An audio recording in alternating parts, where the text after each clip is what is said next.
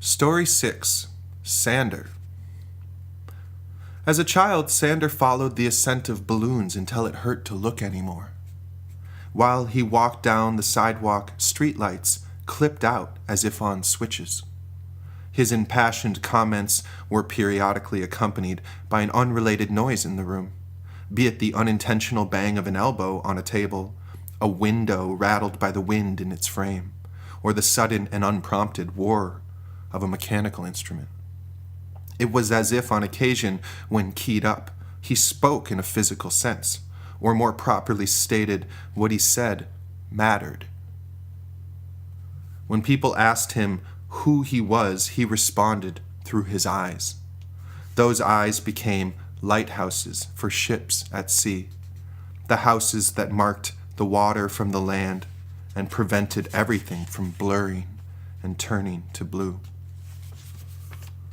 Sander regularly conversed with angels and other celestial folk.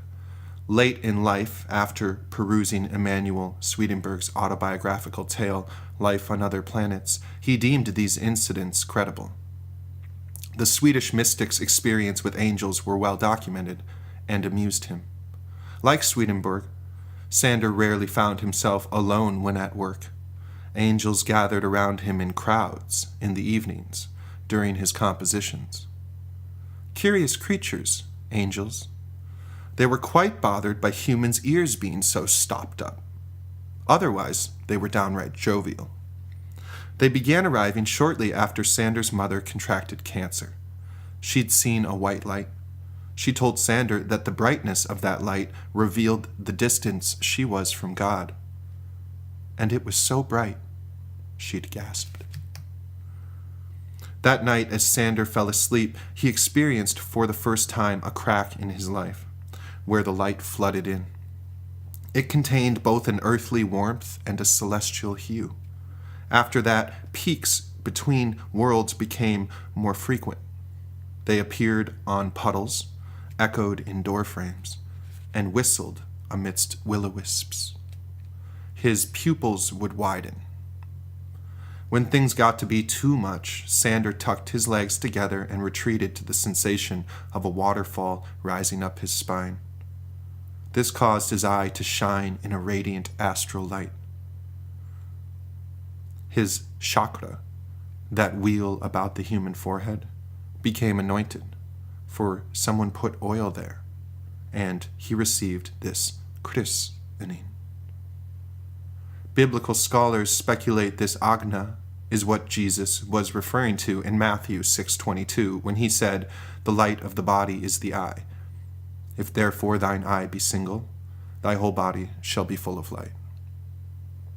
Sander's spiritual sight rested above his regular eyes, the eyes that perceive the ordinary world of common everyday experience. Religions acknowledged this taller point of view in their headwear. As Sander's eye became unclouded, he quivered.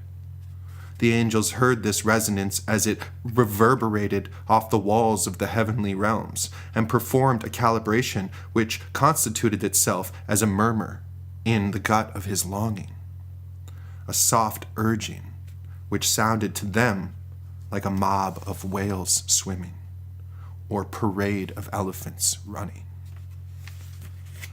That next morning, Sander's eye burned bright like a lantern in the heart of darkness. Reality teethed, moments dissolved and expanded. Maya swept away like a gale upon desert sands, effacing the ancient visage of Ozymandias. Golden scales rang out within his ears. The fulcrum of existence seemed to float in a space only discernible on the foggy face of a mirror made from an exhalation blown closely upon it, as if it were all no more than a plume of steam upon a sleek surface, where one could write a name with their finger, or wipe clean with the sweep of a palm. As he no longer sought to hide, Sander's wings became unclipped.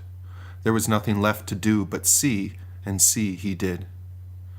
Maybe that's why all plants, he thought, like humans, turn their heads to face the sun. End of story 6.